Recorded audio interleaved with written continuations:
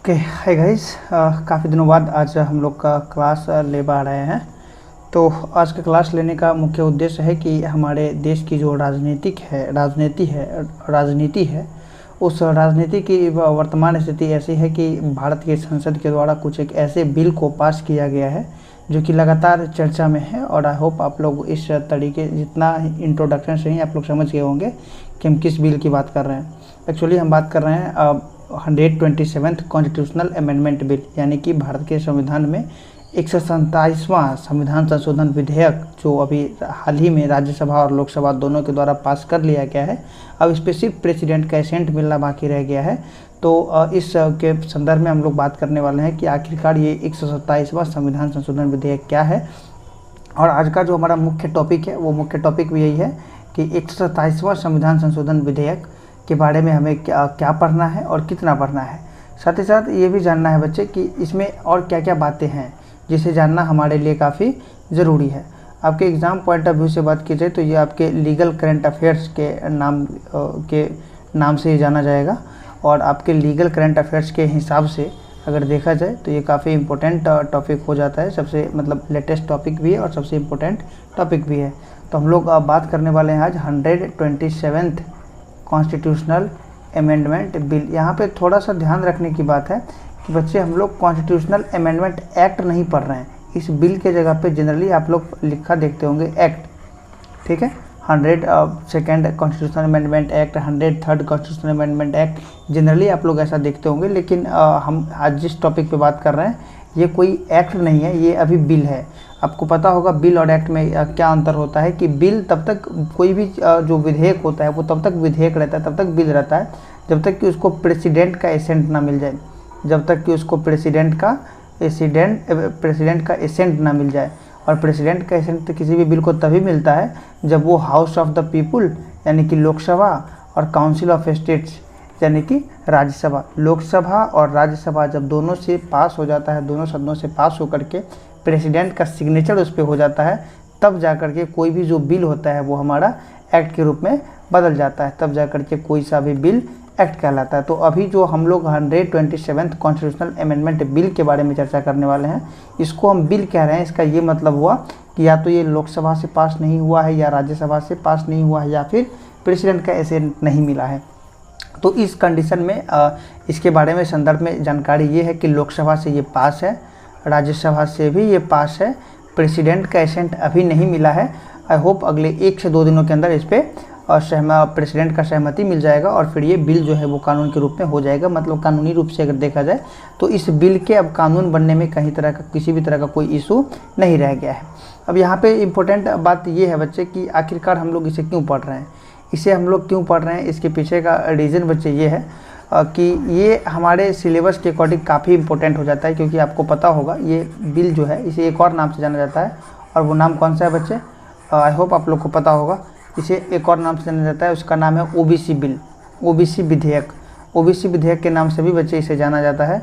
तो अगर ओबीसी विधेयक के नाम से इसे जाना जाता है तो फिर इसे जानना काफ़ी ज़्यादा ज़रूरी हो जाता है। क्योंकि ओबीसी आपको पता है ये रिजर्वेशन से संबंधित मैटर है, और हमेशा से एग्ज़ाम में अगर रिजर्वेशन संबंधित कोई इशू आता है तो उससे क्वेश्चंस पूछे ही जाते हैं, ठीक है।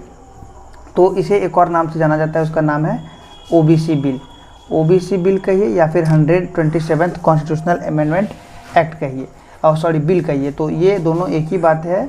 और समझते हैं कि इसे जानना क्यों ज़रूरी है। तो ओबीसी बिल या फिर 127th कॉन्स्टिट्यूशनल जो हमारा बिल है, इसको समझने के लिए सबसे पहले आपको थोड़ा सा समझाना पड़ेगा बैक में।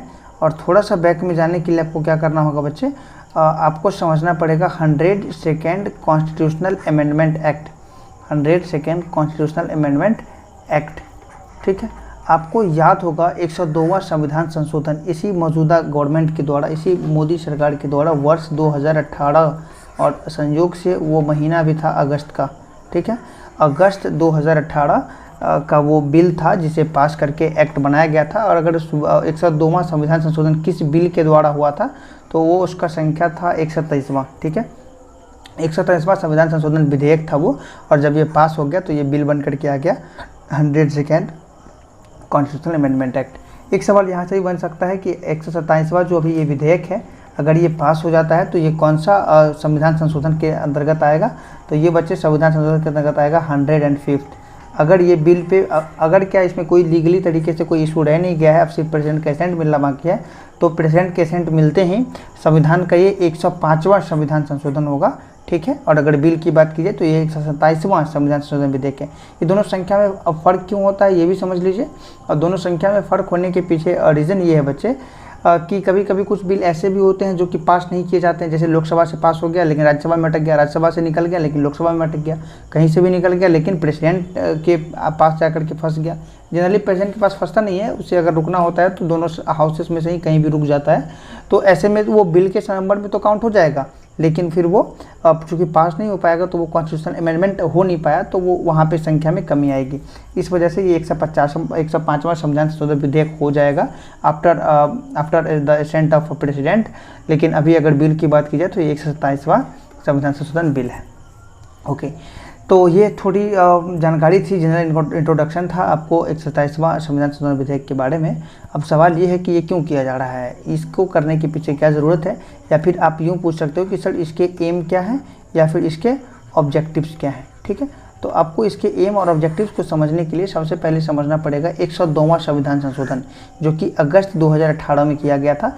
इसमें किन किन बातों को बताया गया है इसे थोड़ा सा ध्यान से आपको समझना पड़ेगा। ओके, तो थोड़ा सा हम लोग इतिहास में जाते हैं और 102वां संविधान संशोधन को याद करते हैं, ठीक है। 102nd constitutional amendment act. Okay, तो इसके बारे में हम लोग पढ़ते हैं बच्चे थोड़ा सा। और इसमें जो बच्चे जहाँ तक मुझे याद है इसमें 3 तरह की बातों को इसमें बताया गया था, ठीक है। जिसमें 2 बातों को तो आप लोग सुने भी होंगे, तीसरा को जनरली लोग उतना इम्पोर्टेंस नहीं देते हैं, लेकिन फिर भी जो भी मोटी मोटी बातें हम आपको बता रहे हैं। 102nd कॉन्स्टिट्यूशनल अमेंडमेंट में 3 तरह की चीज़ों के प्रावधान को किया गया था। सबसे पहला बच्चा था आर्टिकल 338। आर्टिकल 338 में चेंजेस किया गया था। इसके अलावा बच्चे फिर आर्टिकल 342 और इसके बाद लास्ट में आर्टिकल 366। इन 3 आर्टिकल्स में बच्चे थोड़े से चेंजेस वगैरह किए गए थे और यही बिल था बच्चे 102nd कॉन्स्टिट्यूशनल अमेंडमेंट 102वां संविधान संशोधन। तो इसके बारे में और अच्छे समझने के लिए आपको थोड़ा सा और इतिहास में जाना पड़ेगा। आपको याद होगा इंदिरा साहनीवाद, आपको याद होगा बच्चे इंदिरा साहनीवाद में सुप्रीम कोर्ट ने क्या कहा था। सुप्रीम कोर्ट ने कहा था कि ओबीसी को जो रिजर्वेशन दिया जा रहा है बच्चे, ओबीसी को जो रिजर्वेशन दिया जा रहा है ये बिल्कुल लीगल है, ये बिल्कुल वैध रिजर्वेशन है। लेकिन उन्होंने साथ ही साथ ये भी कहा था कि ओबीसी कौन होगा, इसकी स्थिति क्या होगी, किस नए जाति को ओबीसी में शामिल करना है, किसको हटाना है, इस मतलब कौन कौन सामाजिक और शैक्षणिक रूप से पिछड़ा हुआ है, इस बात का पता लगाने के लिए सुप्रीम कोर्ट ने निर्देश दिया था सरकार को कि आप एक कमेटी को गठित कीजिए, आप एक कमेटी का गठन कीजिए। तो इसके बात को ध्यान में रखते हुए बच्चे हमारा जो सरकार था उस समय का तत्कालीन सरकार 1993 की गवर्नमेंट ने बच्चे एक कमेटी का गठन किया था जिसका नाम है एनसीबीसी। आज भी ये कमेटी एग्जिस्ट करता है, national council for backward classes. ध्यान से समझिए, 127वां संविधान संशोधन के बारे में समझने से पहले आपको 102 वाला समझना पड़ेगा और इसको समझने से पहले थोड़ा सा इंदिरा साहनीवाद के आसपास आपको जाना पड़ेगा। तो यहाँ से सुप्रीम कोर्ट ने क्या कहा कि ओबीसी की स्थिति का पता लगाने के लिए आपको एक कमेटी की आवश्यकता है, आप एक कमेटी बनाइए, सरकार से कहा, ठीक है। सरकार ने 1993 में बच्चे एनसीबीसी का गठन भी कर दिया। एनसीबीसी मतलब national council for backward classes, मतलब पिछड़े वर्गों की स्थिति का पता लगाने के लिए क्या स्थिति है, कितने लोग शैक्षणिक रूप से पिछड़े हैं, कितने लोग सामाजिक रूप से पिछड़े हैं, इसका पता लगाने के लिए बच्चे एक कमेटी को बना दिया गया। कब? 1993 में। अब चूंकि आपका पेपर जो है 1 महीने बाद है, 1-1.5 महीने बाद है और आपका जो है मैं ये कहना चाह रहा हूँ कि आपका पेपर 1-1.5 महीने बाद है, तो अभी तक आपके जो लेटेस्ट करंट अफेयर्स के जो इवेंट्स होंगे वो उसमें इंक्लूड किए जा सकते हैं। तो आपसे अगर डायरेक्ट 127 के क्वेश्चन ना आए अगर, तो इससे मिलते जुलते टॉपिक पर से क्वेश्चन आ सकते हैं। जैसे कि 127 जो बिल है ये मिलता जुलता है 102nd कॉन्स्टिट्यूशनल अमेंडमेंट एक्ट से, तो इससे संबंधित ये 3 आर्टिकल हैं, इन तीनों आर्टिकल में से आपसे क्वेश्चन पूछे जा सकते हैं। या फिर इससे संबंधित फिर ये भी एनसीबीसी है तो आपसे पूछा जा सकता है एनसीबीसी का पूरा नाम क्या है, एनसीबीसी की स्थापना कब होती है, ठीक है। एनसीबीसी किसकी गाइडलाइन पे बनी थी ये भी पूछा जा सकता है। तो सुप्रीम कोर्ट की गाइडलाइन पे एनसीबीसी का गठन किया गया था 1993 में। तो ये सारे ईयर्स आपके लिए इंपॉर्टेंट है, आप इसे नोट करते चलिएगा। तो जब एनसीबीसी की स्थापना होती है बच्चे, तो मतलब ऐसा होता है कि संसद कानून बना करके इसे बना देती है, ठीक है। लेकिन इसे कॉन्स्टिट्यूशन में मेंशन नहीं किया जाता। ध्यान से समझिएगा, किसी भी चीज़ का स्थापना तो कर दिया गया, कमेटी को बना तो दिया गया, एनसीबीसी को बना तो दिया गया, लेकिन इसको लेकर के हमारे संविधान में इसको ऐड नहीं किया गया। फिर लंबे समय तक इसकी मांग चल रही थी बच्चे, क्या कि एनसीबीसी को कॉन्स्टिट्यूशनल कमेटी होने का दर्जा मिलना चाहिए। संविधान में इस बात का जिक्र करना चाहिए, संविधान में संशोधन करके उसमें एनसीबीसी का जिक्र करना चाहिए। काफ़ी लंबे समय से ये डिमांड चल रही थी। फाइनली 2018 ईस्वी में बच्चे, फाइनली 2018 ईस्वी में एनसीबीसी को इसी गवर्नमेंट ने 102वें संविधान संशोधन के तहत, ये जो हमने हेडिंग लगाया है 102nd कॉन्स्टिट्यूशन अमेंडमेंट एक्ट, इसी के तहत बच्चे एनसीबीसी को कॉन्स्टिट्यूशनल कमेटी, कॉन्स्टिट्यूशनल निकाय होने का दर्जा मिला था। एनसीबीसी को संवैधानिक संस्था होने का दर्जा मिल गया था। और इसे कहाँ जा करके रखा था संविधान में? अब आपको पता है संविधान में संशोधन करके जब किसी चीज़ को जोड़ो तो आप या तो अनुच्छेद जोड़ोगे या फिर हटाओगे। तो आपका जो आर्टिकल 338 है, इसी 338 में एक क्लॉज जोड़ दिया गया 338B, ठीक है। यानी कि मैं बात कर रहा हूँ बच्चे आर्टिकल 338B की, आर्टिकल 338B की मैं बात कर रहा हूँ। इसमें बताया गया किसके बारे में? एनसीबीसी में। तो आपसे एक क्वेश्चन यहाँ से भी पूछा जा सकता है, एनसीबीसी के बारे में डिटेल्स कहाँ प्रोवाइड है, किस आर्टिकल में प्रोवाइड है? तो आर्टिकल 338B में इसके बारे में जानकारी उपलब्ध है, ठीक है। अब यहाँ पे बहुत सारे तरीके के सवाल बनते हैं बच्चे, जैसे कि इसमें कितने मेंबर्स होते हैं या फिर इसकी नियुक्ति कौन करता है। देखिए इसमें एक बारे में, तो एनसीबीसी का जो मतलब डिटेल्स है इसमें कहाँ बताया गया है? तो आर्टिकल 338B में। अब इसमें और क्या क्या डिटेल्स बताया गया, तो इसमें कितने सदस्य होंगे, इनका अपॉइंटमेंट कौन करेगा? तो देखिए इसमें एक अध्यक्ष होते हैं, मतलब चेयरमैन होते हैं, एक उपाध्यक्ष होते हैं और इसके अलावा 3 सदस्य होते हैं, ठीक है। और इन सब की नियुक्ति कौन करते हैं? इन सब का अपॉइंटमेंट बच्चे कौन करते हैं? इन सब का अपॉइंटमेंट करते हैं प्रेसिडेंट, ओके। इन सब का अपॉइंटमेंट करते हैं प्रेसिडेंट। अब बच्चे आगे हम लोग बात करेंगे इससे आगे, ठीक है। तो आपने ये देखा 102nd कॉन्स्टिट्यूशन अमेंडमेंट 338B को जोड़ करके एनसीबीसी को संवैधानिक संस्था बना दिया गया। फिर संशोधन किया गया बच्चे आर्टिकल 342 में। 342 में एक और क्लॉज जोड़ दिया गया 342A, और 342A में 2 तरह की बातों को ऐड किया गया। पहली बात ये थी बच्चे कि केंद्रीय स्तर पे, मतलब राज्य के, आपको पता होगा कि कुछ मतलब सिचुएशन ऐसे हैं कि कुछ जाति, कुछ कास्ट ऐसे हैं जिन्हें राज्य सरकार तो ओबीसी मानती है लेकिन केंद्र सरकार उसको ओबीसी नहीं मानती है। मतलब हो सकता है कि आप किसी भी जाति के हों, आप अपने राज्य में तो ओबीसी की कैटेगरी में आते हों, लेकिन जब भी आप सेंट्रल गवर्नमेंट वगैरह के फॉर्म भरते होंगे तो आप उससे ओबीसी के कैटेगरी के अंतर्गत नहीं आते होंगे। ऐसा होता है, ऐसा जनरली होता था पहले, अभी भी होता है। तो इसमें बच्चा मसला ये था कि मतलब उस टाइम ऐसा था कि जो ओबीसी में रखने का दायरा था वो राज्य सरकार के हाथ में भी शक्ति था और केंद्र सरकार के हाथ में भी शक्ति था। मतलब अगर आपको अपने राज्य के अंतर्गत बहाली करानी है और अगर आप राज्य सरकार हैं तो आपको पता होगा कि आपको किस जाति को प्रॉपर ओबीसी के अंतर्गत रखना है, किसको नहीं रखना, ये आपके हाथ में छूट था। लेकिन फिर आगे चलकर जो क्या होता है कि 342A में जोड़ा जाता है संविधान में, 102वां संविधान संशोधन के दौरान इसमें 2 तरह की बातों को इंक्लूड किया जाता है। पहली बात जो बच्चे इसमें ऐड किया जाता है कि केंद्रीय स्तर पे अगर किसी जाति को, मतलब भारत के स्तर पे अगर किसी जाति को ओबीसी के अंतर्गत रखना है तो इसकी अधिसूचना, इसका नोटिफिकेशन कौन जारी करेंगे? प्रेसिडेंट। मतलब इसमें यह बताया गया है कि यूनियन लेवल पे अगर किसी जाति को ओबीसी में शामिल करना है तो इसको लेकर के नोटिफिकेशन कौन जारी करेंगे बच्चे? प्रेसिडेंट करेंगे, ओके। तो ऐसा बताया गया है, प्रेसिडेंट करेंगे।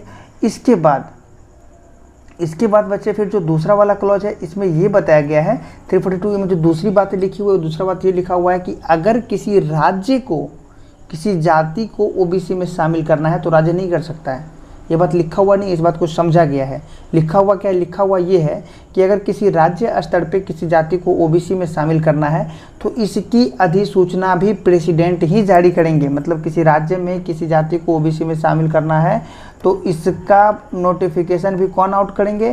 प्रेसिडेंट महोदय ही आउट करेंगे, लेकिन गवर्नर के साथ, गवर्नर के सलाह लेने के बाद, गवर्नर के साथ कहने का मतलब गवर्नर से एडवाइस लेने के बाद, गवर्नर से एडवाइस लेने के बाद प्रेसिडेंट ही किसी राज्य में किसी जाति को ओबीसी के लिए नामित कर सकते हैं, उसे नोटिफिकेशन के द्वारा ऐड कर सकते हैं। राज्य सरकार का ये पावर खत्म हो गया।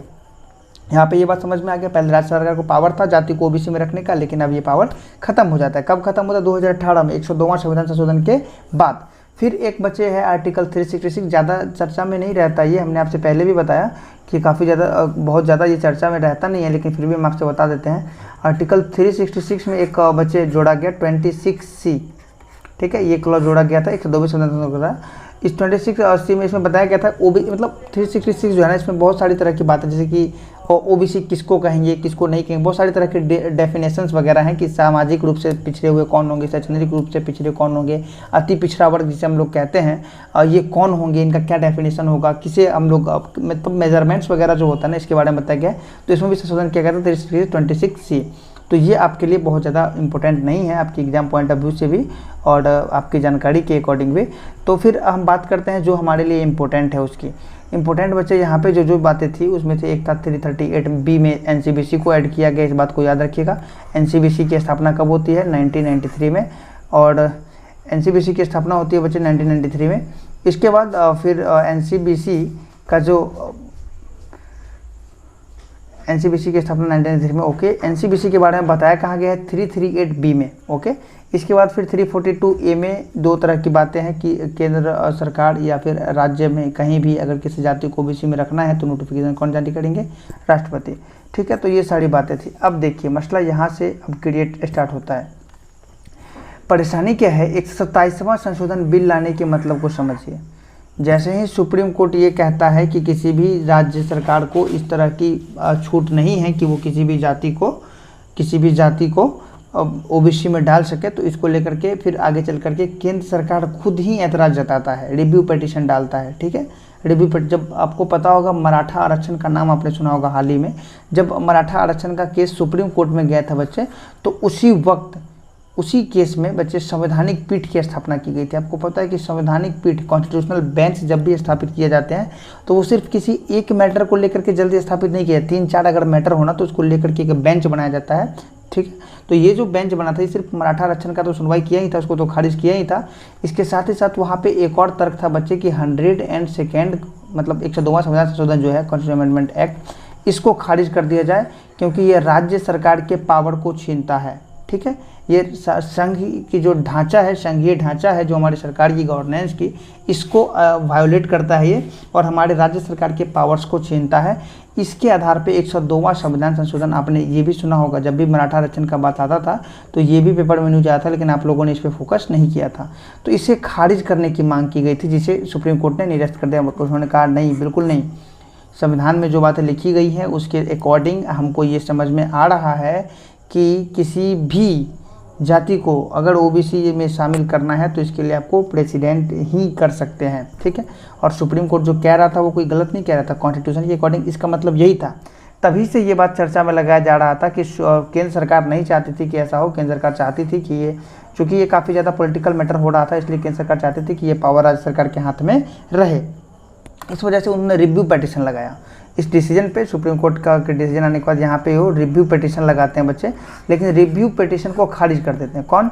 सुप्रीम कोर्ट रिव्यू पिटीशन को बच्चे खारिज कर देते हैं। और सुप्रीम कोर्ट के खारिज करने के बाद से ही ये बात लगातार बन रहा था, संभावनाएं बन रही थी कि केंद्र सरकार चुप नहीं बैठेगी, कुछ ना कुछ उपाय करके आएगी। और कुछ ना कुछ जो उपाय करके आएगी इसके मामले में अब देखिए सरकार उपाय करके लाई है।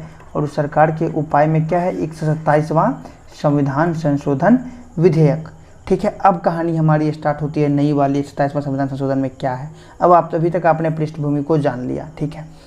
यहाँ पे थोड़ी सी बातें और आपके लिए जानना ज़रूरी है, वो यूँ समझिए। 338B जो है ना बच्चे, इसमें 9 धाराएं हैं, ठीक है। कितनी धाराएं? 9, 1, 2, 3, 4, 5 जितने भी हो, 9 धाराएं हैं इसमें, ठीक है। इसका जो 9वां वाला धारा है 338B में 9 धाराएं हैं। और इसका जो 9वां वाला धारा है उसमें ये लिखा हुआ था कि मतलब कोई भी जो राज्य सरकारें हैं, कोई भी जो केंद्र शासित प्रदेश हैं, किसी भी प्रकार की कोई सरकार अगर है और उसे अगर ओबीसी के लिए कुछ भी फैसला करना है, किसी चीज़ को जोड़ना है, किसी चीज़ को घटाना है, कुछ भी करना है, तो इसके लिए उसे बात करनी पड़ेगी पहले किससे? एनसीबीसी से। उन्हें पहले मीटिंग करनी पड़ेगी एनसीबीसी से। ये वही एनसीबीसी है जिसकी स्थापना 1993 में हो गई थी, ओके। और अब इसे संवैधानिक दर्जा भी मिल चुका है। तो इसका जो 9वां वाला धारा है ये काफ़ी ज़्यादा प्रॉब्लम क्रिएट कर रहा था कि भाई एनसीबीसी से बात करके ही आप कुछ कर सकते हैं, ठीक है। एक बात ये, और फिर तो क्या अभी जो नया जो यहाँ पे संविधान संशोधन आ रहा है 127वां संशोधन, अब इसमें कुछ जोड़ा कुछ घटाया नहीं जा रहा है। इसमें बस क्या किया जा रहा है कि 9वां संविधान संशोधन में जो लिखा हुआ है, इसमें जो 9वां धारा में जो लिखा हुआ है कि किसी भी तरह के ओबीसी पे फैसला लेने के लिए एनसीबीसी से बात करनी पड़ेगी। यहाँ पे नीचे में ये लोग लिखना चाह रहे हैं, इस संविधान संशोधन के माध्यम से ये लिखा जाने वाला है कि ये लागू नहीं होगा 342 ए का, ए में जो तीसरा वाला पॉइंट है, मतलब अभी हमने आपको बताया 342 ए, जिसमें बताया था राष्ट्रपति यूनियन लेवल पे किसी के ओबीसी में शामिल करने पर नोटिफिकेशन जारी करेंगे। फिर दूसरा बताया राज्य का मैटर हो तो राष्ट्रपति ही जारी करेंगे, लेकिन गवर्नर से कंसेंट लेने के बाद, एडवाइस लेने के बाद। ठीक है, अब ये तीसरा वाला कहाँ से आ गया? आप सोच रहे होंगे मैंने बताया नहीं, लेकिन आप थोड़ा सा रुकिए। यूँ समझिए कि 338 का जो 9वां धारा है उसमें लिखा हुआ था कि एनसीपीसी से बिना कंसेंट किए ओबीसी के लिए कोई फैसले नहीं लिए जाएंगे। ठीक है, तो अब ये केंद्र सरकार अब इसमें संविधान 127वां संविधान संशोधन विधेयक ला करके ये संशोधन करना चाहती है कि उसके नीचे 9वां धारा के नीचे ये लिखना चाह रही है कि एनसीपीसी का जो ये जो नियम है 9वां वाला धारा, ये 342 ए के क्लॉज 3 सब क्लॉज 3 पे लागू नहीं होगा। अब आप सोचोगे 342 ए सब क्लॉज 3 क्या है? अभी तक है ही नहीं, संविधान में अभी तक नहीं है, अब ऐड करेंगे। ये 127वां संविधान संशोधन विधेयक जब पास हो जाएगा ना, इसी के द्वारा उसमें ऐड किया जा रहा है। क्या ऐड किया जा रहा है? उसमें ये ऐड किया जा रहा है कि भाई सुप्रीम कोर्ट जो ये समझ गई है कि राज्य के स्तर पे भी ओबीसी को अगर किसी को जोड़ना हो तो इसके लिए प्रेसिडेंट ही जोड़ सकते हैं, इसमें थोड़ा सा चेंजेस करना चाहती है। कौन? केंद्र सरकार। और इसी बात को लेते हुए, ध्यान में रखते हुए 342 ए में अभी तक जो 2 धाराएं थी इसकी, अब इसमें 3 करने वाले हैं, तीसरा ऐड करने वाले हैं। और तीसरा में ये लिखने वाले हैं कि ऊपर मतलब 342 ए का पहला और दूसरा में जहाँ जहाँ भी ओबीसी लिखा हुआ है उसका मतलब सिर्फ यूनियन लेवल के ओबीसी से है। कुल मिलाकर के कहने का मतलब ये हुआ कि वहाँ पे ये लिखना चाह रहे हैं कि राष्ट्रपति अधिसूचना, सिर्फ राष्ट्रपति जो अधिसूचना जारी करते हैं ओबीसी में जाति को शामिल करने के लिए, ये सिर्फ यूनियन लेवल के लिए करेंगे, राज्य के लेवल से कोई लेना देना इनका नहीं है। ये ऐड करना वहाँ पे चाह रहे हैं। ठीक है, अपने शब्दों में अपने तरीके से वो ऐड करना चाह रहे हैं कि राज्य को अगर किसी जाति को ओबीसी में करना है तो इसे राष्ट्रपति का कोई लेना देना नहीं है, वो अपना करेंगे, राज्य स्वतंत्र है। ये वो करना चाह रहे हैं, मतलब राज्य को पावर देना चाह रहे हैं। अब क्यों देना चाह रहे हैं? आपको लगेगा कि राज्य केंद्र सरकार क्यों अपने हाथों से पावर खत्म है? देखिए, बहुत सारे पॉलिटिकल इश्यूज होते हैं, बहुत सारे राज्यों में इलेक्शंस होने हैं, है ना, तो बहुत सारे विरोध, बहुत सारी आपको पता है ओबीसी की संख्या, तो इन सारी बातों को, फैक्टर्स को ध्यान में रखते हुए इस तरह की चीज़ों को किया जा रहा है बच्चे। तो अब जो भी वजह हो मुझे उस पर नहीं पढ़ना है, जो भी लीगल तरह के बातें हैं, कॉन्स्टिट्यूशनल बातें हैं, उसे समझिए। तो 342 में तीसरा वाला धारा जोड़ा जा रहा है। ठीक है, तो ये आपके लिए काफ़ी ज़्यादा इंपॉर्टेंट है, जो कि आपके 127वां संविधान संशोधन विधेयक से जुड़ा हुआ था। 127वां संविधान संशोधन विधेयक आपके लिए जानना जरूरी था और इसके बारे में आपने जोड़ा। इसके बारे में आपको अगर यहाँ पे अगर ठीक से समझिएगा तो आपको ये भी समझ में आएगा कि 127वां संविधान संशोधन विधेयक जो आया है, कहीं ना कहीं 102 संविधान संशोधन में जो चीज़ें की गई थी इसका थोड़ा सा रिफॉर्म वर्जन है, इसको थोड़ा सा सुधार करना चाह रही है ना। मतलब पावर यहाँ पे क्या किया गया था? प्रेसिडेंट के हाथों में दे दिया गया था। प्रेसिडेंट के हाथों में होने का क्या मतलब हो जाता? राज्य क्यों विरोध कर रहा था इसका? राज्य क्यों मराठा आरक्षण वाले मैटर में ही अपने मैटर को भी घुसाया था कि भाई 102वां संविधान संशोधन को हटा दीजिए? इसके पीछे का रीज़न ये है कि अगर आप प्रेसिडेंट से किसी भी चीज़ को एसेंट दिलाना चाहते हो तो वहाँ पे तो ऑब्वियस बात है, यूनियन गवर्नमेंट का चलता है, केंद्र सरकार का चलता है, मतलब मैटर किसके पास चला गया? केंद्र सरकार के हाथों में। ओके, अब अगर राज्य की बात करोगे तो राज्य में राज्यपाल की सहमति, और राज्यपाल की नियुक्ति कौन करता है? राष्ट्रपति।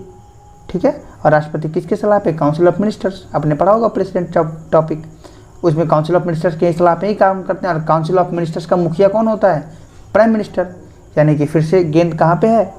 प्राइम मिनिस्टर के हाथों में। ठीक है, मतलब यूनियन में जो गवर्नमेंट है, यूनियन जो केंद्र सरकार है, उसी के हाथे में सारा मैटर चला जाता है। इस वजह से राज्य सरकार लगातार विरोध कर रही थी और केंद्र सरकार ने भी इस बात को ध्यान में रखते हुए, मतलब ये एकमात्र ऐसा बिल है बच्चे, एकमात्र तो ऐसा नहीं कह सकते, लेकिन ये एक ऐसा बिल है जिसमें पक्ष, ठीक है, यानी कि जो आपका सत्तारूढ़ पार्टी है और जो आपका विपक्ष है, दोनों ने साथ मिलकर के इसे पास किया। संसद में किसी भी प्रकार की कोई नोकझोंक, किसी भी प्रकार की कोई बहस इसके खिलाफ नहीं हुआ, सब आसानी से एक तरीके से इसे ऐड कर लिया गया। अब इसके पास हो जाने से क्या होगा? राज्य सरकार किसी भी जाति को ओबीसी में शामिल कर सकती है, किसी भी जाति को ओबीसी में से हटा सकती है। ठीक है, बहुत लंबे समय से बहुत सारी जातियों की ओबीसी में होने की मांग की जा रही है। जैसे कि अगर आप हरियाणा की बात करोगे तो वहाँ पे जाट समुदाय के जो लोग हैं वो कंटिन्यूसली वहाँ पे ओबीसी में शामिल करने की बात कर रहे हैं, आरक्षण की मांग कर रहे हैं। फिर अगर आप गुजरात की बात करोगे तो वहाँ पे पटेल समुदाय के लोग जो हैं वो मांग कर रहे हैं। ऐसे ही अलग अलग राज्यों में अलग अलग तरह के लोग जो हैं, जाति के लोग हैं, वो लगातार डिमांड कर रहे हैं। तो 127वां संविधान संशोधन से हालांकि एक और बात यहाँ पे चेंज होता है, मतलब वो जो हमने आपसे बताया था, क्या बताया था, 366 का 26, 366 जो आपका आर्टिकल था इसका जो 26C था, इसमें भी थोड़ा सा फेरबदल किया जा रहा है। ये आप लोग के लिए जानना उतना एग्जाम पॉइंट ऑफ व्यू से क्वेश्चन नहीं बनेगा इसमें, ठीक है। तो आप इन सारी बातों को ध्यान में रखिएगा जितना बताया गया है। ये कुछ ज़रूरी बातें थी 127वां संविधान संशोधन विधेयक से। मूल बातें क्या है इसमें कि जो पावर केंद्र के हाथों में चला गया था उसे हटा करके वापस राज्य को दिया जा रहा है, ठीक है।